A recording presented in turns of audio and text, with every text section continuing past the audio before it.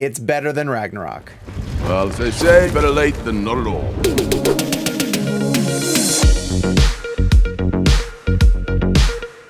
What is going on, everyone? It is Sean O'Connell, the managing editor here at CinemaBlend, with a spoiler-free review of the upcoming Marvel movie Thor: Love and Thunder, reteaming Chris Hemsworth with his Thor Ragnarok director Taika Waititi and bringing back a lot of familiar faces from the Thor franchise. As mentioned, this is going to be a spoiler-free review, so I'm going to give you my reaction to the movie without giving away any of the major plot points, although we're gonna have to talk a little bit about some of the stuff that's shown in the trailers. I'll keep it limited to that. So before we dive into this spoiler-free review, make sure you hit subscribe and turn on your notifications. We cover all sorts of Marvel and DC and comic book and science fiction stuff here on CinemaBlend. We want to make sure that you follow all of our videos. So without further ado, let's dive into why I loved Thor: Love and Thunder. Let's see who you are. I take off your disguise and flick. Oh.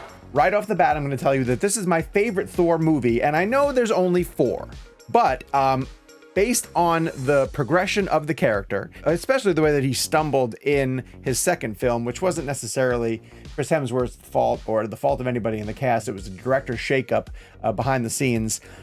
Thor Ragnarok was kind of the one that was measured as like the high bar that the franchise had reached. Even though I really do love Kenneth Branagh's first Thor and the way that it established Asgard and everything going on in Thor's homeworld, the stuff on planet Earth was a little bit janky because Marvel didn't really have the budget. So I think that Thor: Love and Thunder tops Ragnarok for me for this reason alone. It just has a better story. It's still a lot of the humor that Taika brings to his films, and Chris Hemsworth is the perfect person to deliver the type of comedic timing that Taika relies on in his dialogue. This movie gets weird in ways that the Thor comic books, if you read a lot of the Thor comic books, they're bizarre books. They're bizarre stories. It takes place in a number of different realms, and Taika is allowed to get weird with this. And I think because he's able to push the envelope a little bit more than he even did in Ragnarok, this one advances beyond Ragnarok a little bit more for me. There's an emotional component to this film that I won't get too deep into, but I'll let you know that there are bigger things happening in this story than there necessarily were in Ragnarok, even though Ragnarok, again, dealt with the complete destruction of Asgard, the location, not the people, which is very important to specify. But by bringing in Natalie Portman and tying things back to Jane, and also just advancing some major things for Thor as a character, I'm giving Love and Thunder a slight edge over Ragnarok in terms of an overall movie, and letting you know that if you like the type of Thor stories that you got in Ragnarok, you're going to love what you get out of Love and Thunder. What a classic Thor adventure.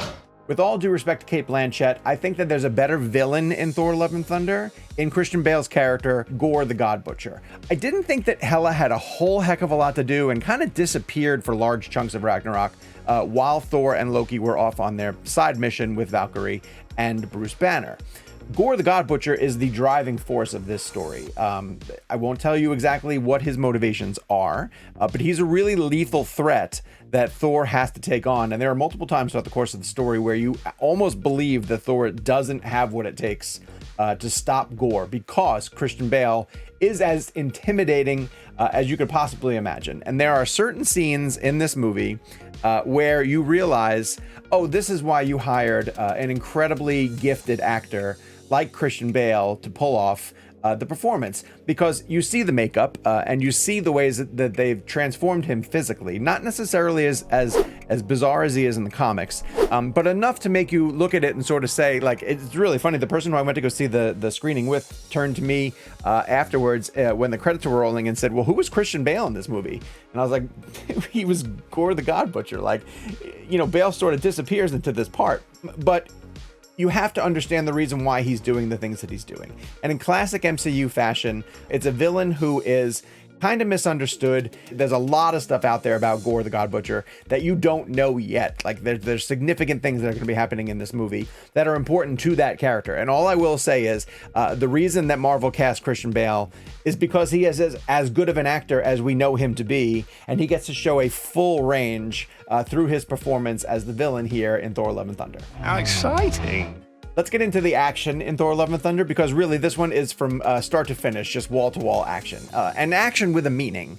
You guys know that the Guardians of the Galaxy appear in this film, and it's primarily because at the end of Avengers Endgame, Thor leaves with the Guardians, and so we do see them on a mission together, with Thor sort of coming to terms with like who he is. There's a definite driving force to this movie of Thor sort of coming to terms with where he stands now in the Marvel Cinematic Universe. But there are moments throughout like a battle with the Guardians where you just want to like take it all in. There's so much going on. Like Taika is much more confident than he was with his action, and I thought his action in Ragnarok was actually really great, with a ton of space battles, and of course the main fight in the middle of the film between Thor and Hulk, which was fantastic. Like he knows how to. He's a comedic director who also really knows how to direct action. But there are battles in this one that are breathtaking. Like the choreography is terrific. It's not just Thor, but it's Jane Foster as the mighty Thor. It's Valkyrie, who is incredible in it as well too. I mentioned Gore and how effective he is too, because he has a weapon that's worth noting. The action is just great, and it's conceived on a really big scale, and just really the way that Taika has evolved. The way that he films his action and the shooting of his action, the choreographing of it is terrific. You never lose where you are in the perspective. It doesn't look as sort of CGI heavy as most recently Doctor Strange and the Multiverse of Madness is. Maybe it's the cosmic locations, or the fact that we're out in space or in new realms at other stages of it, that it allows Taika to sort of lean into the obvious blue screenness that comes with being a Marvel movie. But I didn't get caught up in the fact that like, oh, this looks like a little bit like a video game. It felt very tangible. It felt very real. And a big part of that goes back to Hemsworth and Natalie Portman and Christian Bale and Tessa Thompson just diving into their fight choreography and making the most of it. It's really great. My friends, times like this, we need to come together. Oh, God. We're gonna die. I've kind of mentioned this, but everyone in the cast is really great in this film, and they all get a significant arc. Like there isn't a character who's sort of left aside to just be, background filler or wallpaper as someone else gets to stand out.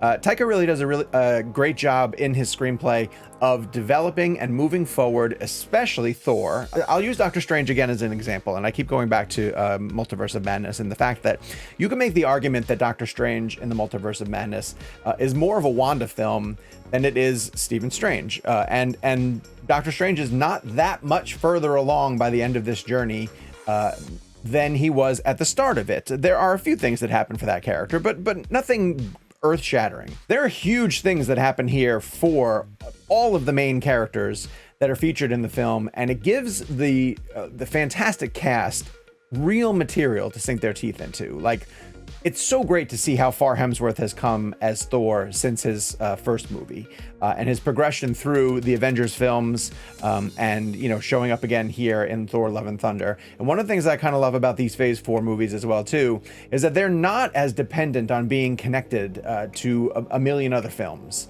I think that's a strength. I know that there are a lot of fans that want to see the Marvel Cinematic Universe tying itself all together, but Spider-Man No Way Home was able to be a Spider-Man movie, that featured the multiverse.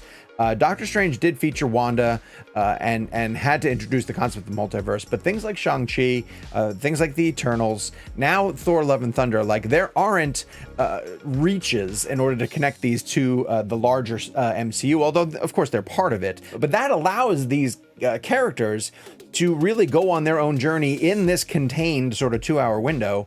And Natalie Portman is fantastic. Tessa Thompson continues to be fantastic. And I just love the fact that there are really big moments that push these characters forward about where they are. And they're not just running in place, and made them far more interesting for me. And that's part of the reason, going back to the first point, as to why this is my favorite Thor movie so far. Are you packed? Yes.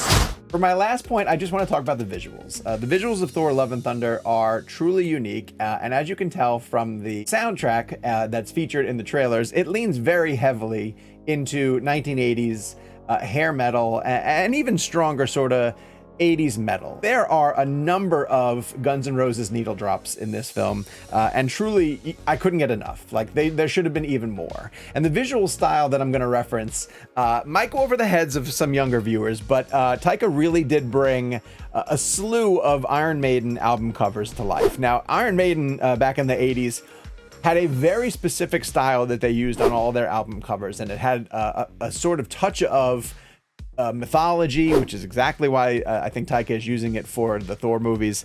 And it dealt with the ancient history, and it dealt with outer space, and it was very creative and was steeped in the sort of fantasy realm that worked great for an 80s metal band. And then it kind of went away, and not a lot of other bands would even try to use something like that. But Thor Love and Thunder is so dialed into the tone of 80s metal that Taika could only borrow that inspiration from something like the Iron Maiden album covers and turn it into something else. And it fits completely into, it's like he took all those album covers and just dropped them in a blender and stirred it up and then poured it into the mold that is the MCU to give us a Thor movie that looks like it came directly out of an 80s heavy metal album cover. And that to me is completely rad. Like, it's just, it's an extension of the type of style that he brought to Ragnarok, and yet completely different, and works so well for the story that he's trying to tell here. And I'm going to argue that, for better or for worse, right now in Marvel's Phase 4, the company is absolutely letting its directors do what they want to do. Chloe Zhao made a Chloe Zhao Eternals movie. Now, she works very naturalistic and moves at a slower pace, and there was action throughout it, but it was action that was very much grounded in that material.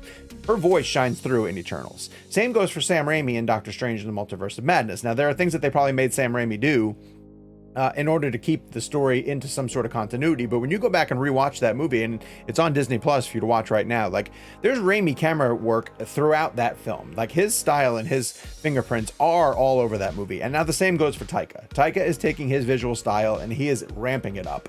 And so for that reason, I'm thrilled to see what Ryan Coogler is going to bring to Wakanda Forever when that reaches theaters in November. But I applaud Marvel. I really do applaud Marvel for turning this material over to their directors, fully trusting in what they're going to deliver for them. So Taika, tremendous influence from Iron Maiden. I caught it. I hope other people caught it too. I thought it fit perfectly. Truly, truly wonderful. The classic Asgardian High One. So as you can tell, I loved Thor Love and Thunder. I think it is a perfect progression for the character through his franchise, taking into effect all of the different things that he had to process coming out of Avengers Infinity War and Endgame. Great humor that you would expect from Taika, that again, the entire cast is completely dialed into. I didn't even mention Russell Crowe. Russell Crowe is a standout in this film, and you guys will see why when you get a chance to check it out. Over the course of this review, I have talked myself up to a 4.5 out of 5. I was at a 4, and I thought like a strong 4. I really loved it. And I don't want to be looked at as like the Marvel homer, right? That every time I come out of an MCU movie, I'm like, perfection, 5. But it really is like the more I keep talking about this movie and the more I keep thinking about what it accomplished, I'm truly giving it 4.5 out of 5 stars. It is great. It's a terrific Thor movie. It's a terrific Marvel movie. Even people who are a little bit tired of like comedic Thor and want to get back to the heavier sort of mythology, the Norse mythology and the Asgardianness of it all, you're going to get a lot of that in this movie as well too. So they're finding that right balance in the 4th movie of what Thor should be. So make sure you check out Thor Love and Thunder when it reaches theaters on July 8th. Naturally, if you guys are watching this spoiler-free review, you're going to be heading out to theaters to go see it. But make sure you come back to CinemaBlend as well too, because we're going to have plenty of coverage regarding the film. We have interviews with the entire cast that we were able to do. We're going to be discussing it on our official podcast, Real Blend. And we might even do, if you guys want it, let me know in the comments down below, a spoiler-filled conversation where we get into some of the specifics that I had to leave out of this. So make sure you hit subscribe, turn on your notifications, and then that way, once we post new videos regarding Thor and all things pop culture, you guys will be the first ones to hear about it.